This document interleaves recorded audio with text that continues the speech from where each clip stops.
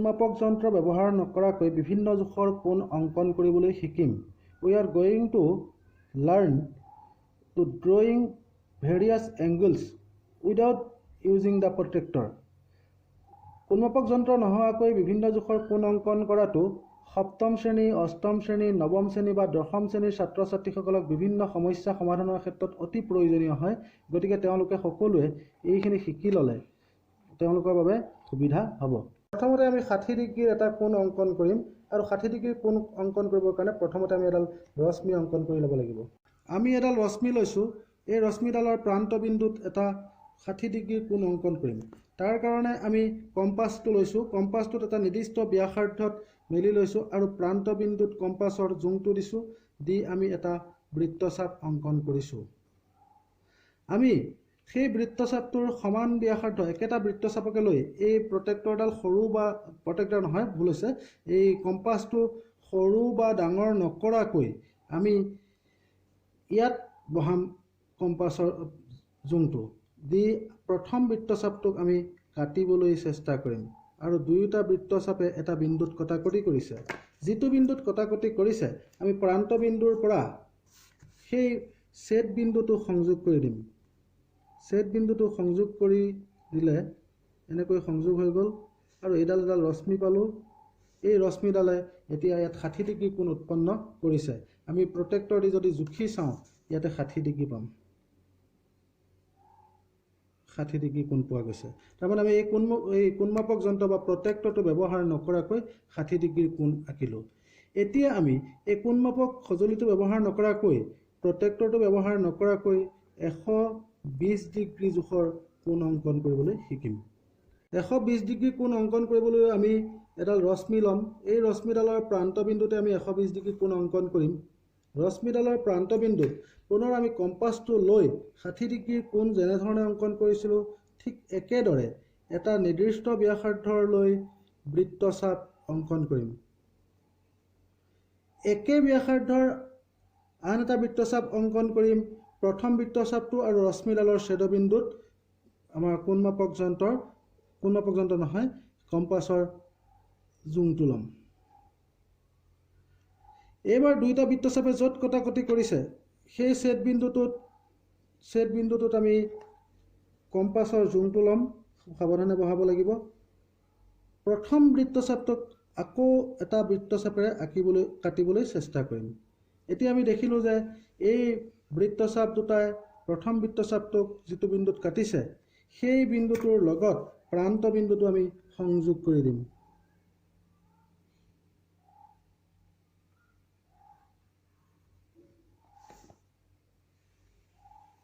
প্ৰান্ত বিন্দু সংযোগ কৰি দিলোঁ। এইডাল ৰশ্মি, এতিয়া দুইডাল ৰশ্মিৰ মাজৰ কোণটো 120 ডিগ্ৰী। আমি জুখি চাওঁ 120 ডিগ্ৰী হৈছেনে নাই। হৈছে, 120 ডিগ্ৰী হৈছে, কাৰণ এই শূন্যৰ পৰা আমি হিচাপ কৰি চাওঁ যদি এইখিনিলৈকে 120 ডিগ্ৰী হৈছে আৰু দুইডাল ৰশ্মিৰ মাজৰ কোণটো হৈছে 120 ডিগ্ৰী। আমি এতিয়া পিছত বেলেগ এটা কোণ আঁকিবলৈ আগবাঢ়িছোঁ। আমি কোণমাপক যন্ত্ৰ ব্যৱহাৰ নকৰাকৈ 30 ডিগ্ৰীৰ এটা কোণ অংকন কৰিম। তাৰ কাৰণে আমি একেধৰণেৰে আগৰ কোণকেইটা অঁকাৰ নিচিনাকৈ এডাল ৰশ্মি ল'ম। এই ৰশ্মিডালৰ প্ৰান্ত বিন্দু মানে এই বিন্দুটোত আমি 30 ডিগ্ৰীৰ কোণ অংকন কৰিম। 30 ডিগ্ৰীৰ কোণ অংকন কৰিবলৈ হ'লে আমি 60 ডিগ্ৰী কোণটোক প্ৰসংগ কোণ হিচাপে ল'ম। সেইকাৰণে আমি 60 ডিগ্ৰী কোণ এটা আঁকি ল'ম। এটা নিৰ্দিষ্ট জোখৰ ব্যাসাৰ্ধ লৈ, যিকোনো জোখৰ ব্যাসাৰ্ধ লৈ আমি এটা বৃত্তচাপ আঁকিলোঁ। এই বৃত্তচাপটো আৰু ৰশ্মিডালে যিটো বিন্দুত ছেদ কৰিছে, এই বিন্দুটোত ছেদ কৰিছে, সেই বিন্দুটোত আমি যদি কম্পাছৰ জোংটো দি এনেকৈ ছেদ কৰি দিওঁ তেতিয়াহ'লে এই ছেদবিন্দুৰ পৰা প্ৰান্ত বিন্দুটো যদি সংযোগ কৰি দিওঁ ইয়াত 60 ডিগ্ৰী কোণ পাম। এই 60 ডিগ্ৰী কোণ আমাক আঁকিবলৈ দিয়া হোৱা নাই, তথাপিতো আমি এডাল ডটেড লাইন দি 60 ডিগ্ৰীটো দেখুৱাই ল'ব পাৰোঁ।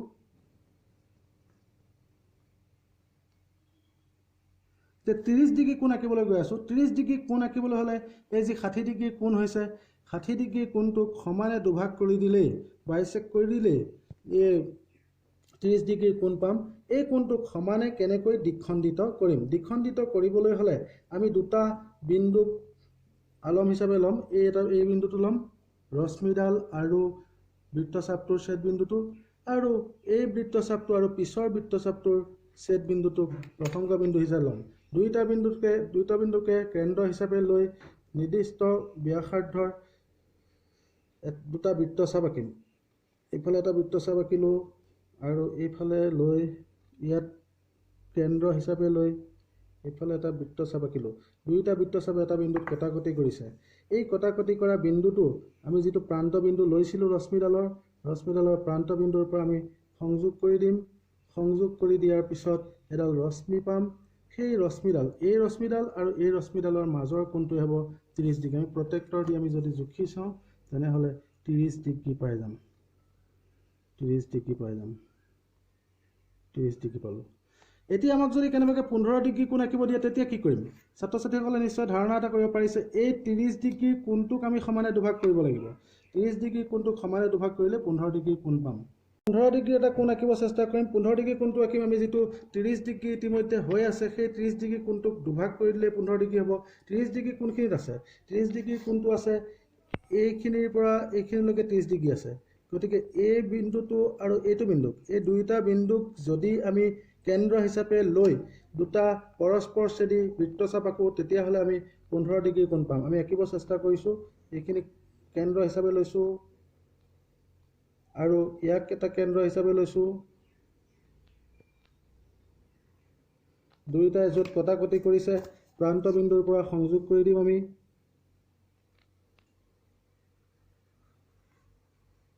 যিডাল ৰশ্মি পাম সেই ৰশ্মি দুডালৰ মাজৰ কোণটোৱে 15 ডিগ্ৰী হ'ব। আমি চাওঁ চেক কৰি প্ৰটেক্টৰ দি 15 ডিগ্ৰী হৈছে নে নাই। হৈছে 15 ডিগ্ৰী। এইখিনিৰ পৰা এইখিনিলৈ 15 ডিগ্ৰী। 0, 10 আৰু 10 আৰু 20ৰ মাজত 5 আহিছে। গতিকে এইখিনিৰ পৰা এইখিনিলৈ 15 ডিগ্ৰী। এডাল ছাত্ৰ ছাত্ৰীসকলে ধৰিব পাৰিছে চাগে যে 15 ডিগ্ৰী কোণ আঁকিছোঁ। এতিয়া আমি কি শিকিলোঁ? 60 ডিগ্ৰী শিকিলোঁ, 30 ডিগ্ৰী শিকিলোঁ আৰু 15 ডিগ্ৰী, লগতে 120 ডিগ্ৰী কোণটো শিকিলোঁ। এইবাৰ আমি আগবাঢ়িছোঁ 90 ডিগ্ৰী কোণ কেনেকৈ আঁকে। এইবাৰ আমি 90 ডিগ্ৰী কোণ আঁকিবলৈ গৈছোঁ। 90 ডিগ্ৰী কোণটো বিভিন্ন ধৰণে আঁকিব পাৰি। প্ৰথমতে আমি এডাল ৰশ্মিৰ প্ৰান্ত বিন্দুত কেনেকৈ 90 ডিগ্ৰী আঁকে সেইটো চাবলৈ গৈছোঁ। গতিকে ৰশ্মি এডাল লৈ ল'লোঁ। এই ৰশ্মিডালৰ প্ৰান্ত বিন্দু হ'ল এইটো। এই প্ৰান্ত বিন্দুত এইখিনি এটা 90 ডিগ্ৰী কোণ আঁকিম। তাৰ কাৰণে আমি আকৌ কম্পাছটো এটা নিৰ্দিষ্ট ব্যাসাৰ্ধত লৈ লৈছোঁ। লৈ এটা বৃত্তচাপ আঁকিছোঁ।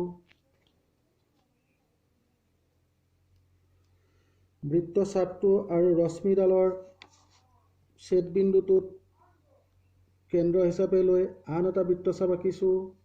দুইটা বৃত্তচাপে কটাকটি কৰা বিন্দুটোক বা ছেদ বিন্দুটোক কেন্দ্ৰ হিচাপে লৈ আন এটা বৃত্তচাপ আঁকিছোঁ। এতিয়া ওপৰৰ ফালে দুটা বিন্দু পালোঁ, এই বিন্দুটো আৰু এই বিন্দুটো। এই দুইটা বিন্দুক এবাৰ কেন্দ্ৰ হিচাপে লৈ ওপৰৰ ফালে বৃত্তচাপ দুটা আঁকিম। ক'ত ক'ত ল'লোঁ ছাত্ৰ ছাত্ৰীসকলে মন কৰিব লাগিব। দুটা বিন্দুক কেন্দ্ৰ হিচাপে লৈছিলোঁ।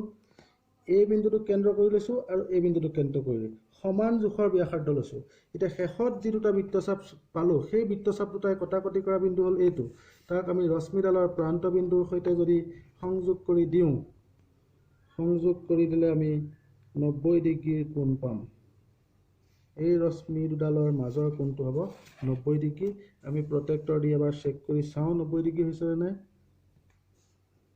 হৈছে 90 ডিগ্ৰী। তেতিয়াহ'লে এইটো 90 ডিগ্ৰী কোণ আঁকিলোঁ আৰু এই 90 ডিগ্ৰী কোণটোক প্ৰসংগ কোণ হিচাপে লৈ আমি বিভিন্ন কোণ আঁকিব পাৰিম। প্ৰথমতে আমি আগবাঢ়িছোঁ 45 ডিগ্ৰী কোণ আঁকিবলৈ। 90 ডিগ্ৰী কোণটোক আমি সমানে দুভাগ কৰি দিলে 45 ডিগ্ৰী হ'ব। ছাত্ৰ ছাত্ৰীসকলে গম পাইছে এইটো আমি 90 ডিগ্ৰী কোণ এটা লৈছোঁ। এইটো 90 ডিগ্ৰী কোণ। ইয়াৰ পৰা 45 ডিগ্ৰী কেনেকৈ কৰিম? আমি চাওঁ এই যিডাল বৃত্তচাপ আছে বৃত্তচাপটোৰ এইখিনিৰ পৰা এইখিনিলৈ 90 ডিগ্ৰী হৈ আছে। গতিকে আমি এইখিনিৰ পৰা এইখিনিক সমানে যদি দুভাগ কৰি দিব পাৰোঁ কোণটোক তেতিয়াই আমি 45 ডিগ্ৰী পাম। গতিকে এই বিন্দুটোক মন কৰিব লাগে ছাত্ৰ ছাত্ৰীসকলে, এইটো বিন্দু আৰু এইটো বিন্দুক আমি কেন্দ্ৰ হিচাপে লৈ সমান ব্যাসাৰ্ধৰ দুটা পৰস্পৰছেদী বৃত্তচাপ আঁকিম। তাৰ কাৰণে আমি প্ৰথমতে ইয়াতে আমি কেন্দ্ৰ হিচাপে লৈছোঁ। লৈ আমি এনেকৈ আঁকি দিছোঁ। দেখা পাইছে নিশ্চয় ছাত্ৰ ছাত্ৰীসকলে ক'ত কেন্দ্ৰ লৈছোঁ আৰু কেনেকৈ আঁকিছোঁ। ঠিক তেনেকৈ সমান ব্যাসাৰ্ধলৈ আন এটা বৃত্তচাপ। এইবাৰ কেন্দ্ৰ ক'ত লৈছোঁ ছাত্ৰ ছাত্ৰীসকলে মন কৰিব লাগিব। যিখিনিত 90 ডিগ্ৰী ৰেখাডাল আছিলে, ডটেড লাইনডাল আছিলে, তাৰ পৰা লৈ আঁকিছোঁ, দুয়োটা বৃত্তচাপে কটাকটি কৰিছে। মন কৰিব লাগিব ছাত্ৰ ছাত্ৰীসকলে ক'ত লৈছোঁ আমি। আৰু তেতিয়া আমি যিটো ৰশ্মিডালৰ প্ৰান্তবিন্দু আছিল, সেই প্ৰান্তবিন্দুৰ পৰা ছেদ বিন্দুটো সংযোগ কৰি দিম। ছেদ বিন্দুটো সংযোগ কৰি দিওঁতে তেতিয়া যিটো কোণ উৎপন্ন হৈছে সেই কোণটো হ'ব 45 ডিগ্ৰী। আমি জুখি চাওঁ, এইটো 45 ডিগ্ৰী হৈছে। গতিকে এনেকৈ আমি 45 ডিগ্ৰী আঁকিবলৈ শিকিলোঁ। ঠিক তেনেকৈ 90 ডিগ্ৰী কোণটোক প্ৰসংগ কোণ হিচাপে লৈ 75 ডিগ্ৰী আৰু 105 ডিগ্ৰী কোণ কেনেকৈ অংকন কৰে আমি আগবাঢ়িব বিচাৰিছোঁ।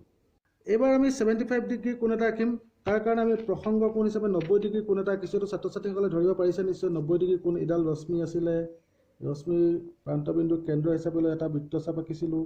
ইয়াক কেন্দ্ৰ হিচাপে লৈ সমান জোখৰ এটা বৃত্তচাপ আঁকিছিলোঁ, সমান ব্যাসাৰ্ধৰ। এইখিনিক কেন্দ্ৰ হিচাপে লৈ এইফালে এটা আঁকিছোঁ। এই বিন্দুটোকে কেন্দ্ৰ হিচাপে লৈ সমান ব্যাসাৰ্ধৰ দুটা বৃত্তচাপ অংকন কৰোঁতে এইখিনিত কটাকটি কৰিছে আৰু প্ৰান্তবিন্দুৰ পৰা সংযোগ কৰি দিছোঁ। সংযোগ কৰোঁতে যি কোণটো উৎপন্ন হৈছে 90 ডিগ্ৰী। কিন্তু আমি আঁকিব লাগে 75 ডিগ্ৰী। 75 ডিগ্ৰী আঁকিবলৈ আমি মন কৰোঁ। ছাত্ৰ ছাত্ৰীসকলে নিশ্চয় বুজি পাইছে। এইখিনিৰ পৰা এইখিনিলৈ যদি প্ৰান্তবিন্দুৰ পৰা এইটো সংযোগ কৰোঁ 60 ডিগ্ৰী কোণ হ'ব। আৰু এইখিনি সংযোগ কৰি দিওঁতে 90 ডিগ্ৰী হৈছে। তাৰমানে এটা বুজি পাইছোঁ, এইখিনিৰ পৰা এইখিনিলৈ 90 ডিগ্ৰী আৰু এইখিনিৰ পৰা এইখিনিলৈ হ'ব 30 ডিগ্ৰী। গতিকে 30 ডিগ্ৰীটো যদি এই দুটা বিন্দুক যদি কেন্দ্ৰ হিচাপে লৈ ভাগ কৰি দিওঁ তেতিয়া 15 ডিগ্ৰী পাম আৰু 60ৰ লগত যোগ হ'লে 75 হ'ব। গতিকে আমি ইয়াত কেনেকৈ কৰিম চাওঁ। ছাত্ৰ ছাত্ৰীসকলে মন কৰক, এইখিনি কেন্দ্ৰ হিচাপে লৈছোঁ। এইখিনি কেন্দ্ৰ হিচাপে লৈ এটা ব্যাসাৰ্ধৰ, নিৰ্দিষ্ট ব্যাসাৰ্ধ, যিকোনো ব্যাসাৰ্ধৰ এটা বৃত্তচাপ অংকন কৰি দিলোঁ। তাৰ পাছত এইখিনিত কেন্দ্ৰ হিচাপে লৈছোঁ। ক'ত ক'ত কেন্দ্ৰ লৈছোঁ চাব লাগিব। একে ব্যাসাৰ্ধৰ, প্ৰথমতে লোৱা জোখৰ ব্যাসাৰ্ধৰে আঁকিলোঁ। এতিয়া ক'ত ক'ত ব্যাসাৰ্ধ লৈছোঁ ছাত্ৰ ছাত্ৰীসকলে মন কৰিছিলে নিশ্চয়।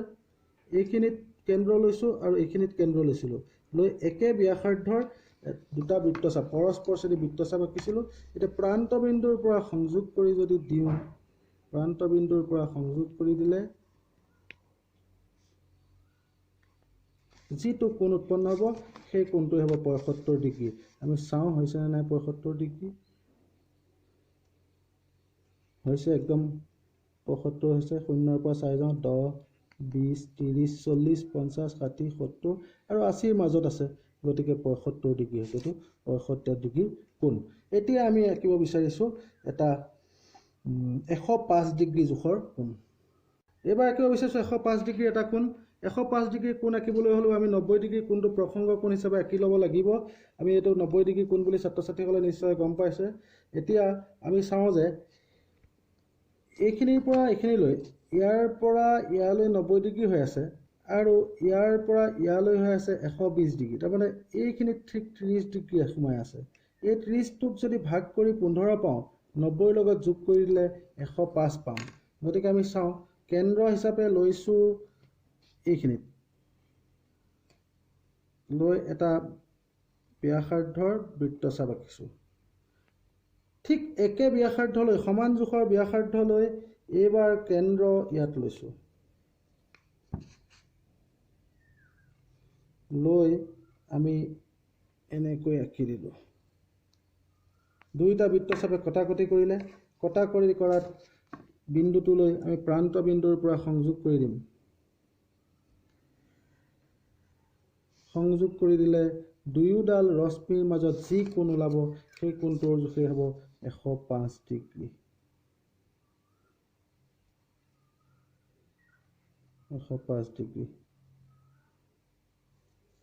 0ৰ পৰা আৰম্ভ হৈছে আৰু 100 আৰু 110ৰ মাজত শেষ হৈছে। গতিকে এইখিনি হৈছে 105 ডিগ্ৰী। তো 105 ডিগ্ৰী কোণো আঁকিবলৈ শিকিলোঁ। আমি 135 ডিগ্ৰী কোণো আঁকিব পাৰিম। ঠিক তেনেকৈ 22.5 ডিগ্ৰী কোণ আঁকিব পাৰিম। 45 ডিগ্ৰী কোণটো আমি আঁকিব শিকিছোঁ। 45 ডিগ্ৰী কোণটোক যদি ভাগ কৰি দিওঁ তেতিয়াহ'লে 22.5 ডিগ্ৰী কোণো আঁকিব পাৰিম। এনেধৰণে ছাত্ৰ ছাত্ৰীসকলে নিজাববীয়াকৈ চিন্তা কৰিলে বিভিন্ন ধৰণৰ কোণ আঁকিব পাৰিব। তথাপিতো মই 135 ডিগ্ৰী কোণটো কেনেকৈ অংকন কৰে সেইটো দেখুৱাব বিচাৰিছোঁ। 35 ডিগ্ৰী কোণ আঁকিব গৈছোঁ। 135 ডিগ্ৰী কোণ আঁকিব যাওঁতেও এইটো ছাত্ৰ ছাত্ৰীসকলে কিমান জোখৰ কোণ গম পাইছে। এইটো 90 ডিগ্ৰী জোখৰ কোণ আঁকিছোঁ। 90 ডিগ্ৰী জোখৰ কোণটো আঁকিবলৈ যাওঁতে কেনেকৈ আঁকিছিলোঁ ছাত্ৰ ছাত্ৰীসকলে মন কৰিছে নিশ্চয়। আমি একে ব্যাসাৰ্ধ লৈ এইটো এটা চাপ আঁকিছিলোঁ, এইটো এটা বৃত্তচাপ, আকৌ এইখিনিত কেন্দ্ৰ হিচাপে লৈ এইখিনিত এটা আঁকিছোঁ, কিন্তু এইখিনিক কেন্দ্ৰ হিচাপে লৈ একে ব্যাসাৰ্ধৰ আন এটা দিছোঁ। বাকীবিলাক ছবিতকৈ ইয়াত এটা বেছিকৈ বৃত্তচাপ দিবলগীয়া হৈছে 135 ডিগ্ৰী আঁকিবৰ কাৰণে। গতিকে আমি দেখিছোঁ যে এইখিনিৰ পৰা এইখিনিলৈ যদি 60 ডিগ্ৰী, এইখিনিৰ পৰা এইখিনিলৈও 60 ডিগ্ৰী, এইখিনিৰ পৰা এইখিনিলৈও 60 ডিগ্ৰী, তেতিয়াহ'লে 60, 120, এইখিনিলৈকে নিশ্চয় 180 হ'ব। এতিয়া এইখিনিৰ পৰা এইখিনিলৈ 90 হৈ আছে আৰু এইফালেও 90 আছে। এই 90টোক যদি ভাগ কৰি দিওঁ তেতিয়াই আমি 135 ডিগ্ৰী কোণ পাম। চাওঁ আমি কেনেকৈ কৰিম। এইখিনিক কেন্দ্ৰ হিচাপে লৈছোঁ, মন কৰক কোনখিনিক কেন্দ্ৰ হিচাপে লৈছোঁ, দেখা পাইছে নিশ্চয়। এনেকৈ ল'লোঁ। আকৌ ইয়াত ল'ম, এইবাৰ য'ত 180 ডিগ্ৰী হৈছিলে তাক কেন্দ্ৰ হিচাপে ল'ম, লৈ ইয়াত আমি আঁকি দিছোঁ। দুটা বৃত্তচাপে ছেদ কৰিছে আৰু ছেদ কৰা বিন্দুটোক বা ছেদ বিন্দুটোক আমি প্ৰান্ত বিন্দুৰ সৈতে সংযোগ কৰি দিওঁ। কোনকৈ সংযোগ কৰিব লাগিব?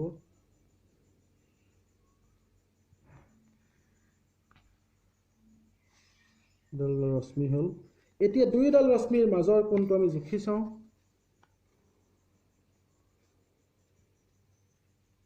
এশ 35 ডিগ্ৰী হৈছে। শূন্যৰ পৰা আৰম্ভ হৈছে আৰু এইফালে চাই আহিছোঁ 130 আৰু 140ৰ ঠিক মাজতে এইখিনিত 135 ডিগ্ৰী হৈছে। এনেধৰণে ছাত্ৰ ছাত্ৰীবিলাকে বাকী কোণবিলাকো আঁকিবলৈ চেষ্টা কৰক, তেতিয়া তেওঁলোকে উপকৃত হ'ব বুলি মই ভাবোঁ। আমি কোণ মাপক যন্ত্ৰ বা প্ৰটেক্টৰ ব্যৱহাৰ নকৰাকৈ বিভিন্ন কোণ আঁকিবলৈ শিকিলোঁ। ছাত্ৰ ছাত্ৰীসকল সকলো ছাত্ৰ ছাত্ৰীয়ে এইটো শিকি ল'ব লাগে, কাৰণ ক্লাছ 7তো প্ৰয়োজন হয়, 8তো প্ৰয়োজন হয়, 9তো প্ৰয়োজন হয়, 10তো প্ৰয়োজন হয়। গতিকে ছাত্ৰ ছাত্ৰীসকলে এই কোণকেইটা কেনেকৈ আঁকে এইখিনি যদি প্ৰেক্টিছ কৰি থাকে তেওঁলোকৰ সুবিধা হ'ব বুলি ভাবোঁ। আৰু যিসকল ছাত্ৰ ছাত্ৰীয়ে ভিডিঅ'টো ভাল পাইছে তেওঁলোকে লাইক, ছাবস্ক্ৰাইব বা শ্বেয়াৰ কৰক।